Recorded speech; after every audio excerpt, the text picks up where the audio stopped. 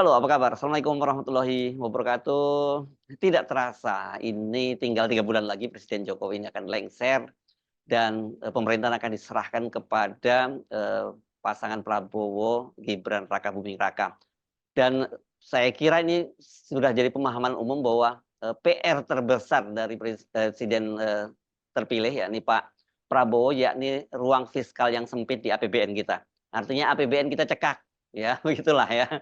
Belum lagi karena utang yang menggunung yang ditinggalkan oleh Presiden Jokowi itu mengakibatkan pemerintah nanti itu punya kewajiban membayar hutang yang sangat sangat besar dan saya kira itu akan menguras, sebagian besar dari APBN kita. Nah, sebagian besar dari pendapatan kita yang masuk dalam APBN.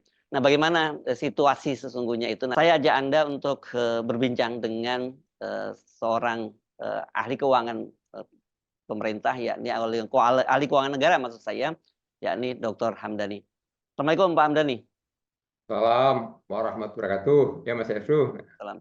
Jadi bagaimana nih kalau lihat, peneropongan ya teropong dari Pak Hamdani tentang kondisi keuangan negara kita ini. Kelihatannya memang, kita semua sampai pada kesimpulan bahwa ini Pak Prabowo akan menghadapi situasi yang cukup, berat dan dilematis ya? Ya, baik Mas Efru. Jadi ini pertama kan dipicu dengan ada beberapa kejadian lah. Hmm. Pertama itu dengan adanya pertemuan tim sinkronisasi ya atau semacam tim transisi ya yang diketuai oleh Pak Sumi Dasko, Ketua Harian Gerindra ya, bertemu dengan Menteri Keuangan pada bulan Mei. Kemudian juga dipicu dengan bagaimana di dalam setiap bulan Menteri Keuangan itu mempublikasikan kinerja APBN ya tahunan itu tadi setiap bulannya dalam suatu buletin ya semacam apa tadi dokumen bulanan itu namanya APBN kita. Nah, APBN kita. Nah, di situ pada APBN kita Juni 2024 terlihat bahwa kinerja pendapatan negara ya itu ternyata tidak menggembirakan lah kalau kita. Jadi tidak menggembirakan itu tadi pembandingannya adalah dibandingkan dengan tahun sebelumnya. Jadi baik 2023 maupun juga periode yang sama. Jadi 5 bulan pertama itu. Jadi pada APBN kita Juni itu menyajikan realisasi pendapatannya ya ataupun juga belanjanya selama 5 bulan. Nah, itu kita bandingkan dengan yang 2023 periode yang sama juga kita bandingkan juga dengan 2022 periode yang sama juga kita bandingkan dengan 2021 periode yang sama juga. Nah, ternyata di sini terlihat bahwa ini memang cukup berbahaya juga. Kenapa kita katakan cukup berbahaya? Karena sisa lebih pembiayaan anggaran yang dibawa dari 2023 itu terkecil selama ini ya dalam kurun sejarah itu tadi hanya menghasilkan sekitar 19 triliun. Jadi kita punya silpa yang 2003 yang dibawa ke 2024 itu silpa 2003 itu hanya 19 triliun. Silpa itu sisa laporan penggunaan anggaran ya? Sisa lebih pembiayaan anggaran. Sisa lebih pembiayaan anggaran. Jadi Oke, ya. perhitungannya adalah berapa realisasi pendapatan dikurangkan dengan berapa realisasi belanja ditambah dengan realisasi penerimaan pembiayaan dikurang dengan realisasi pengeluaran pembiayaan. Intinya adalah realisasi pendapatan APBN dikurangkan dengan realisasi pengeluaran APBN atau penerimaan. Realisasi penerimaan APBN, penerimaan itu dua ya. Pertama penerimaannya itu dari pendapatan, kedua penerimaannya dari pembiayaan. Kalau terima utang itu penerimaan namanya, ya. Nah, itu. Jadi realisasi penerimaan ya, penerimaan APBN dikurang dengan realisasi pendapatan pengeluaran APBN itu menghasilkan namanya SILPA. Apa itu SILPA? Selisih lebih pembiayaan anggaran. Ya. Jadi Berapa? kita ya ya. 2023 itu angkanya hanya 17 triliun. 17 Ini triliun. menjadi modal untuk APBN 24. Jadi salah satu sumber pendanaan apa tadi adalah angka silpanya tadi. Nah, ternyata apa yang kita lihat dalam 5 bulan apa tadi, dari 5 bulan pertama tadi, Menteri Keuangan itu mengekspos. Itu biasanya setiap bulan diekspos ya. Itu dieksposnya beliau mengekspos tanggal 27 Juni 2024. Itu apa yang kita bisa tangkap itu menunjukkan sinyal. Apa sinyalnya? Sinyal itu target pendapatan APBN itu tidak akan tercapai. Nah, itu yang kita katakan. Kenapa dia tidak tercapai tadi?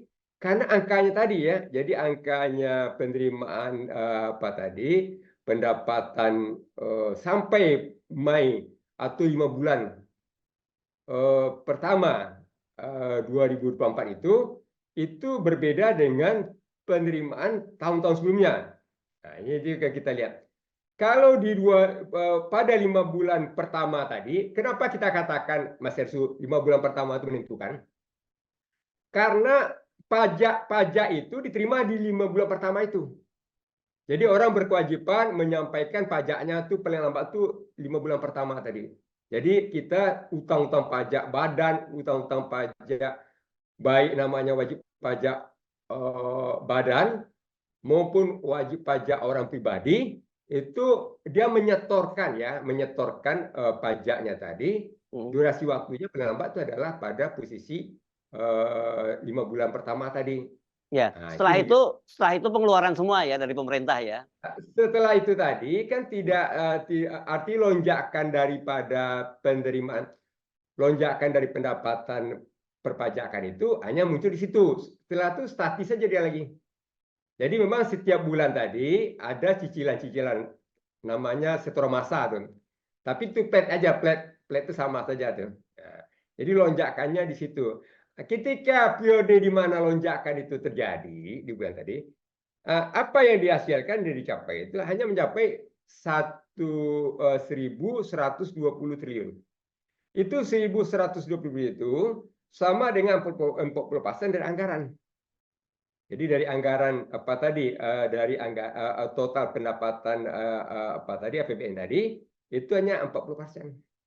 Ini berbeda dengan tahun-tahun sebelumnya. Sebagai gambaran, tahun 2023 yang sebelumnya itu dalam 5 bulan itu realisasi pendapatannya 5 bulan itu Mas itu mencapai 46%. Itu yang dalam bedakan dengan 40% ya. Kita mundur lagi ke 2022. Walaupun tahun 2022 itu tidak menggembirakan, masih ada dampak COVID-nya ya. Tetapi pendapatan APBN yang dihasilkan dalam 5 bulan pertamanya itu mencapai 57,9 atau hampir 58% lah. 57,9 atau hampir 58% lah. 58% dia. Dan tahun 2001 yang masih terdampak COVID saja, itu 5 bulan itu tadi Mas Hersu, itu angkanya mencapai 42%. Nah, ini ya tentunya gambarannya tadi adalah ketika 5 bulan ini menentukan yang kursinya tadi nggak tercapai, maka tentu sulit mengharapkan ya realisasi pendapatan itu berada di atas anggaran. Yang memicunya lagi dia tidak hanya penerimaan perpajakan Mas Hersu, tapi penerimaan negara bukan pajaknya juga melorot. Kenapa dia melorot? Karena itu harga komoditas. Jadi karena PMBP tadi berkaitan dengan harga komoditas itu dia melorot, maka ini kumulatif nih. penerimaan perpajakannya juga tertekan, kan dua jenis pendapatan APBN kita kan dua ya. Pertama penerimaan perpajakan, pendapatan perpajakan. Kedua adalah pendapatan bukan pajaknya. Nah, ini yang perpajakan tadi yang gambar yang kita katakan tadi, seperti ini tekanannya kan. Dan kemudian apa juga yang non perpajakan juga seperti itu. Sementara yang boleh kita katakan, yang kalau kita lihat, kita harus amati yang belanja kita itu bukannya turun. Belanja kita itu berpotensi naik. Kenapa itu kita katakan berpotensi naik? Karena pada waktu menyusun APBN 2024 itu, asumsi yang digunakan untuk kurs dolarnya, Mas Yasu, itu adalah 15.000. Sekarang coba bayangkan udah berapa? Udah 16.500. Itu apa dampaknya tadi? Dampaknya tadi adalah karena sebagian daripada pinjaman kita itu dalam mata uang asing, Mas Yasu ya. Maka nanti pembayaran cicilannya juga dalam dolar, pembayaran bunganya juga dalam dolar. Itu ya. Kemudian juga kita lihat lagi dengan subsidi tadi, kita harus lihat juga kalau melonjakkan harga BBM tadi, impor BBM tadi, maka subsidi makin besar kan jadinya. Kenapa subsidi besar? Karena harga yang diterima oleh oleh si konsumen masyarakat tadi itu gapnya terlalu besar dibandingkan dengan harga yang dibeli oleh negara. Jadi sehingganya membutuhkan, atau yang dibeli oleh Pertamina ya, sehingganya tentu membutuhkan angka subsidi yang lebih besar. Dan itu tentunya dampak juga dari dolar tadi. Nah, kira-kiranya seperti itu. Itu yang kita katakan kenapa kalau pendapatannya turun, seyogianya tadi agar tidak terjadi pelebaran defisit atau supaya defisitnya tidak menganga, maka yang harus dilakukan apa? Itu rasionalisasi belanja. Faktanya gimana mau dirasionalisasi? Karena pemerintah di samping jenis pengeluaran-pengeluaran yang saya sampaikan tadi, Mas Ersu, itu masih juga terbebani apa? Terbebani tunggakan IKN. Juga jangan kita lupakan juga proyek strategis nasional itu tidak semuanya swasta. Itu juga atas beban APBN. Jadi kalaupun dia dari KPBU itu maknanya apa? Itu kerjasama pemerintah dengan badan usaha. Jadi pemerintah menganggarkan APBN-nya, swasta juga, atau badan usaha juga. Jadi sama-sama. Ini juga komitmen untuk PSN itu nggak habis-habis tuh sampai akhir masa jabatannya Pak Presiden Jokowi. Itu artinya apa? Itu adalah menjadi sumber pengeluaran APBN kita. Belum lagi sekarang ini kemarin Menteri BUMN minta banyak sekali PMN ya, penyertaan modal negara untuk BUMN yang rugi itu ya. Betul. Jadi Mas Yarsu, yang namanya penyertaan modal negara itu tidak datang tiba-tiba. Karena sebelumnya yang namanya BUMN itu disuruh ngerjain dulu. Ngerjakan dulu. Uangnya belakangan, sekarang timbul kewajiban pemerintah untuk bukan menalangi lagi, untuk mengembalikan apa yang telah dikeluarkan oleh BUMN tadi. Melalui apa? Melalui penyertaan modal negara. Jadi kemarin disuruh ditugaskan penugasan yang atas nama penugasan. Nah, saat sekarang tadi oleh BUMN itu menagih, kalau tidak dia kolap ya. Kalau dia tagihkan dia kolap ya. Penagihan itu bentuk hubungan kerja pemerintah dengan BUMN itu melalui skema penyertaan modal negara. Sebetulnya penyertaan modal negara itu adalah sebetulnya menutup beban-beban penugasan yang dibebankan kepada, yang ditugaskan kepada BUMN tadi. Nah, jadi itu sumber-sumber pos yang kita khawatirkan itu bisa membuat APBN 2024 itu nggak bernapas itu. Itu sulit bernapas. Nah, kalau yang ini yang makan siang gratis itu yang Nah, 71 triliun itu masuk di mana itu? jadi begini Mas Yasu, memang yang makan siang gratis itu kan awalnya direncanakan kan 450 triliun. Jadi 450 triliun tadi itu untuk dianggarkan di APBN 2025.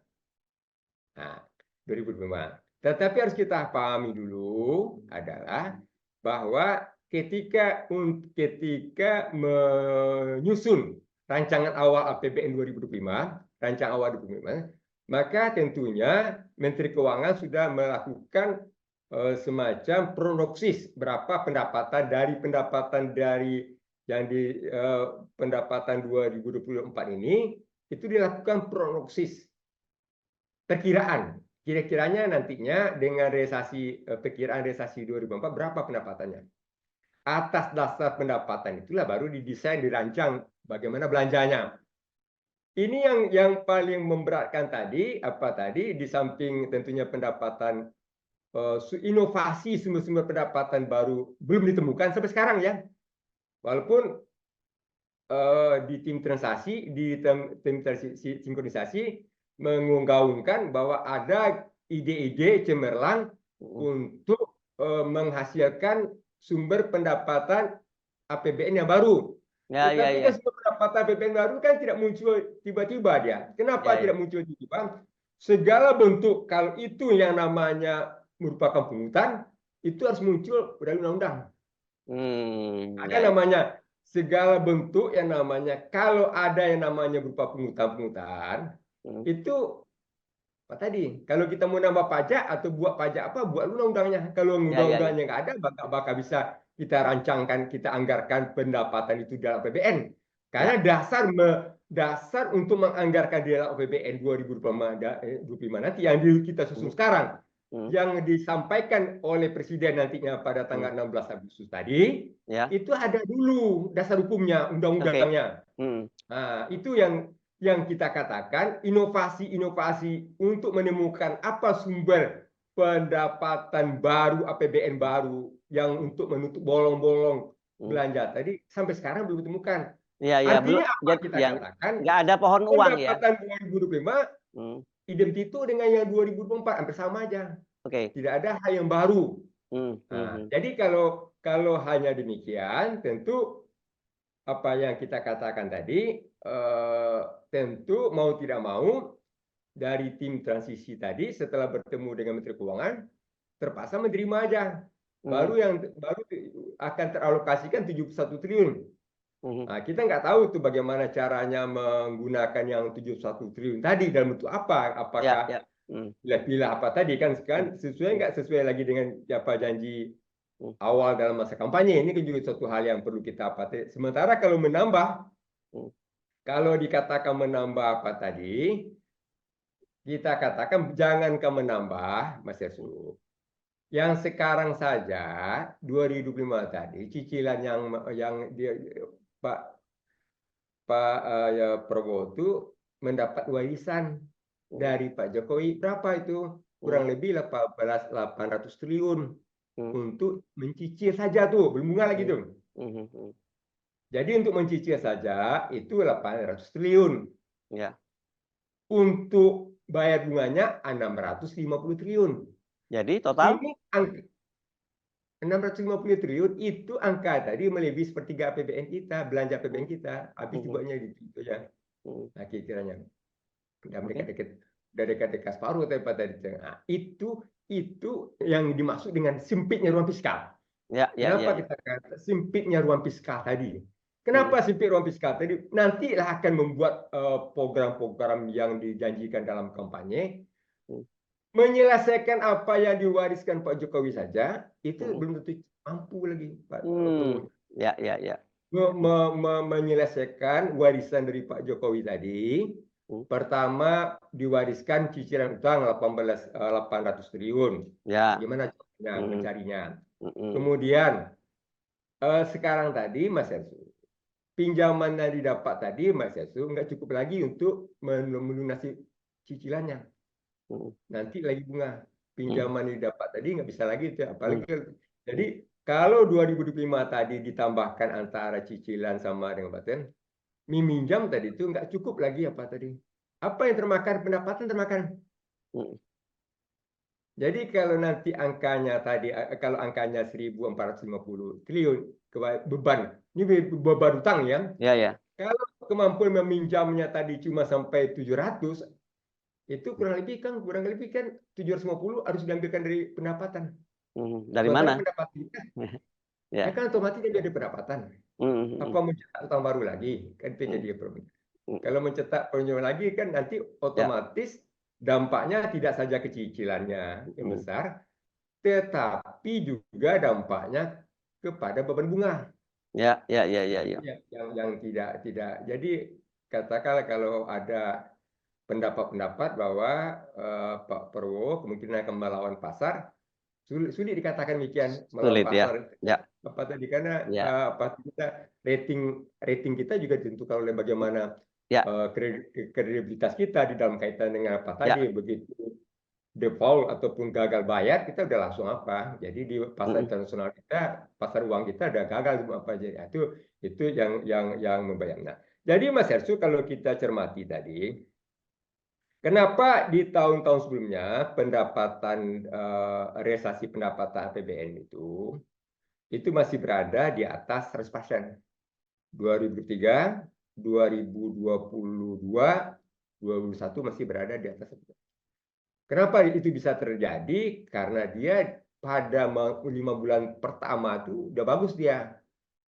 Jadi kinerja apanya udah bagus, pendapatan Oke. sudah bagus. Jadi sehingga dia bisa mencapai apa tadi kan. Nah, walaupun yang agak tersiok yang 2003. Kenapa tersiok 2003 tadi? Ternyata di luar perhitungan kita, belanja pengeluaran yang dilakukan itu ternyata sebagiannya itu berada di luar anggaran, yang nggak teranggarkan, yang belum dianggarkan dikeluarkan. Kenapa itu bisa terjadi? Contohnya apa itu? Ya, Contohnya apa? ya. Contohnya apa? Contohnya berkaitan dengan ada belanja barang, ada belanja modal juga yang proyek-proyek yang infrastruktur, ada belanja IKN, ada belanja barang juga, ada juga belanja sosial. Itu kita sudah bandingkan dengan apanya, dengan anggarannya, itu realisasinya melampaui anggaran. Ya, Kenapa termasuk itu ya, bisa Pak, ini termasuk kemarin yang permintaan dari otorita IKN untuk tambahan 29 triliun untuk perawatan itu termasuk di luar itu juga ya, ya? termasuk itu. Iya. Jadi hal-hal yang tidak teranggarkan sebelumnya di APBN 2023 Mhm. direalisasikan. Kenapa itu bisa terjadi? Karena ditambah satu pasal. Jadi di APBN 2003 itu ditambah satu pasal bahwa pemerintah diberi kewenangan apa? Untuk membelanjakan, untuk melakukan pengeluaran walaupun belanja tersebut belum dianggarkan di dalam APBN. Ya, ya. Yang hal seperti itu jangan lagi dilanjutkan 2005. Jadi Yang apa tidak tadi direncanakan kita, semua itu ya? ya, jadi kita tidak bisa apa tadi membenarkan yang membiasakan membenarkan yang biasa. Ya, oh kemarin sudah dilakukan seperti ini. Nah, 2022 juga dilakukan. Tapi 2022, 21, 20 Mas Yesu, itu ada perpunya. Jadi gini, karena sudah terbiasa melakukan itu di 2020, terbiasa melakukan itu di 2021, terbiasa melakukan di 2002, di mana di situ pemerintah diberikan kewenangan melakukan pengeluaran. Walaupun pengeluaran itu belum ada anggarannya di dalam belanja APBN, tetapi itu harus diingat ada payung hukumnya adalah berupa Perpu. Nah, itu ya aturan pemerintah pengganti undang-undang yang tahun 2010 dalam rangka bagaimana penanganan pandemi COVID-19. Ya. Sekarang nggak punya kemewahan ya untuk menambah-nambah itu ya karena tidak ada dasarnya ya. 2023 dilanjutkan lagi hal yang sama karena udah terbiasa kan di 2-3 tahun tadi sudah terbiasa. Nah, jadi kita namanya membenarkan yang biasa, tapi kita membiasakan yang benar lah. Jadi nanti di 2024 masih berjalan tuh, 2023 ya 2024. Nah, pertanyaan juga ini soal ini Pak, soal misalnya rencana untuk upacara 17 Agustus di IKN. Nah, itu apakah juga bagian dari itu juga? Ya. Jadi pertama tentu kita mencermati apa tadi saya memperhitungkan atau memperkirakan bahwa yang kaitan dengan kalau yang rencana mobilisasi, ya mobilisasi dan juga rencana IKN tadi, karena ada ketidakpastian belum teranggarkan di dalam APBN 2024, maka kalau dilakukan itu masuk kategori adalah membelanjakan yang belum mengeluarkan hal yang belum dianggarkan, itu masuk kategori itu. Jadi mengeluarkan untuk hal yang belum dianggarkan. Itu Nah, pelanggaran tapi apa, pelanggaran undang-undang bukan itu? Kriteria masuknya. itu kan kalau dikatakan pelanggaran di Undang-Undang 17, kan? Itu pelanggaran Undang-Undang 17 tahun 2003 tentang keuangan negara dan Undang-Undang Nomor 1 tahun 2004 tentang perbendaharaan negara. Nah, itu kalau hal itu terjadi dilakukan tadi. Tetapi poinnya adalah, Mas Yasmin, kalau menghadapi kan Presiden sudah menyatakan tidak pindah nih karena memang ada infrastruktur yang tidak memadai, baik listrik ketika ditanya oleh media, baik listrik, air dan segala macam tadi, maka beliau menyatakan tidak memaksakan. Barangkali hal yang sama di dalam forum seperti ini dapat juga kita lakukan, bahwa kalau ada di sana daripada hanya kita seremonial belaka saja dan juga tidak pindah ke sana dalam tahun 2024 ini, hal yang sama juga sebaiknya tidak dilanjutkan juga untuk yang upacara RI tersebut. Ya. Adalah dipusatkan di apa tadi di Jakarta, karena tentunya menyedot anggaran yang luar biasa juga, cukup besar juga tuh untuk hal-hal demikian. Yes. Dalam hal penyiapannya ya, itu kan Ya. ada konteks penyiapannya, mobilisasinya dan Oh segala ya, macam besar tadi. sekali ya. Apalagi Ya, kepresnya tentang ibu kota juga belum ada ya sampai sekarang juga kan. ya. Itu yang kita katakan dalam legalitasnya apa kalau kepresnya belum ada, kita memaksakan ataupun apa dari termasuk juga Mas Hersu, kalau nanti akan berlanjut dengan penambahan yang namanya penambahan birokrasi. Ya. Kalau menambah terhadap kabinet tadi, maka tentu dampaknya tadi kita harus lihat lagi bahwa ada kebutuhan perkantoran. Oh, maksudnya nomenklatur kabinet ya, yang jumlah menteri ditambah itu. Ya, penambahan tadi kalau dari sekarang 34 dinaikkan di atas 40, maka tentu akan ada implikasinya terhadap belanja APBN kita ya. Karena itu apa, kita ada kebutuhan peralatan, perkantoran, belum lagi sumber daya manusia dan operasionalisasi daripada kementerian itu tadi ya. Nah, itu juga menjadi pertimbangan. Nah, ini yang kita perlu cermati tadi. Ketika Menteri Keuangan itu dalam koordinasi dengan tim presisi menyatakan hanya bisa mengalokasikan sebesar 71 triliun, itu kan sudah sama dengan menaikkan bendera putih namanya. Jadi kalau boleh kita katakan, lebih bagus nggak dilaksanakan sama sekali pada tahun pertama itu, daripada kita melaksanakan nanti menimbulkan polemik tersendiri. Kenapa kita alokasikan tidak merata ataupun tidak sama semuanya apa tadi, lebih bagus kita tunda pada waktunya cukup memadai apa tadi, dengan keuangan negara kita yang memadai, katakanlah mungkin perencanaannya juga sudah memadai, dan kemudian sistemnya juga sudah memadai, pengalokasiannya, pendistribusiannya juga sudah memadai, sehingga kalau kita pilih-pilih untuk kawasan-kawasan tertentu, untuk anak-anak tertentu, ada yang timbul nanti adalah bagaimana polemik-polemik yang nanti akan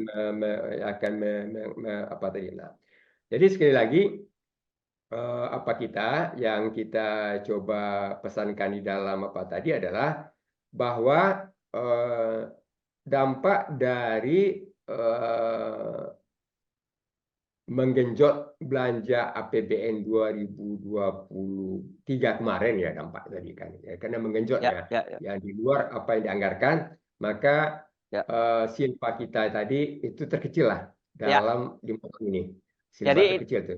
Jadi kita bisa bayangkan itu pemerintahannya Pak Prabowo di awal tahun pertama itu akan sangat berat ya. Dan itu saya kira tergantung bagaimana sikap Pak Prabowo, apakah satu tetap memaksakan akan memperbesar kabinet yang itu ada konsekuensi anggaran begitu, dan juga untuk proyek-proyek yang lain, tapi saya kira seperti Bapak katakan tadi agak sulit memang untuk melakukan manuver apapun ya dengan APBN seperti itu.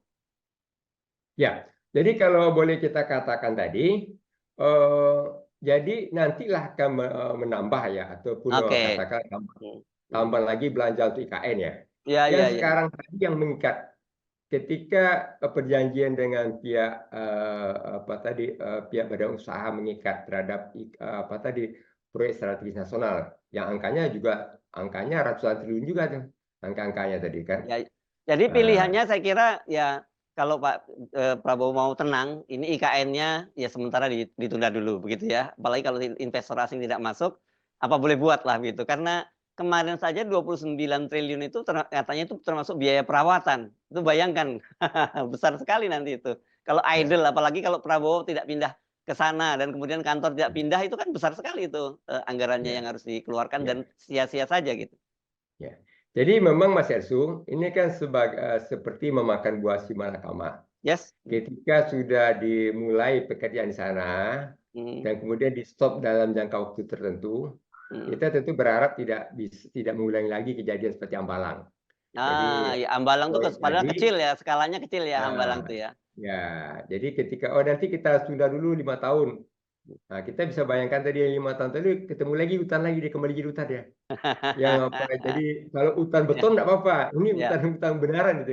Jadi ya, ketika dia ya, ya, lakukan ya, apa tadi, ya, kata melakukan moratorium dulu lah pembangunan ya. IKN 5 Kalau tahun. gitu buahnya dibuang, Pak. Kalau tadi buah si malakama seperti dimakan dibuang bapak mati, nggak dimakan ibu mati, buahnya dibuang saja. Jadi Iya, iya, gitu iya, ya. iya. Ya, Oke. tapi Baik. intinya adalah kalau segala sesuatunya tidak direncanakan secara matang Yes. kayak apa tadi, Yes. dan tidak memperhitungkan juga bagaimana kapasitas fiskal kita, Ya. bagaimana apa kita namanya ruang fiskal kita. Oke. Itu Ya. tentunya apa kita yang kita rasakan karena memang kita Hmm. terlanjur. Kenapa saya katakan demikian, Mas Yasun? Saya tidak melihat apa tadi hasil daripada proyek infrastruktur tadi. Hmm. Kenapa dalam 5 tahun pemerintahan Pak Jokowi ini, dan 5 tahun ya, Ya, ya. dari tahun 2019 sampai tahun 2024 ini, Hmm. itu kekayaan bersih negara itu melorot gitu. Oh, oke ya. Jadi istilah kalau apa? Kalau Jadi dalam dalam rumah tangga tabungannya makin terkuras gitu ya? ya, jadi kalau kekayaan bersih negara itu adalah hitung-hitungannya adalah aset negara dikurang dengan liabilitas utang ya, Mhm, itu adalah namanya ekuitas. mmm. Nah, ekuitas itu kekayaan bersih negara. Itu sekarang berkurang terus ya? Jadi dari sampai 2019 sejak pemerintahan dari zamannya Bu Mega tadi sampai 2019 nanjak terus. Mmm, mhm. Jadi kekayaan bersih itu adalah ekuitasnya tuh. Ya, ya, ya, ya. Jadi apa kita ya, kalau dalam neraca keuangan tadi kan ada aset, ada utang, ada modal. Ini modal. Dari Oke. zaman Bu Mega tadi sampai zamannya Pak Jokowi SBY? 2019 itu naik terus nggak pernah turun tuh. SBY maksudnya, Tapi sampai begitu SBY? 2019, ya Mmm, 2019 ke 2020 turun, mhm, 2020 ke 2021 turun, 2001 ke 2022 turun, 2002 ke 2003 turun, oke. 2003 nanti ke 2024 turun. Artinya Itu yang ini bisa kita sebut di bawah Jokowi ini Indonesia semakin miskin gitu ya? Bahasa sederhananya seperti itu ya? ya kalau boleh kita katakan artinya lonjakan lonjakan. Jadi kita kan utang dia digenjot, tapi kekayaan bersih kita melorot jadinya. Jadi kan mestinya kalau utang digenjot tadi, kenapa itu terjadi, Mas Hersut?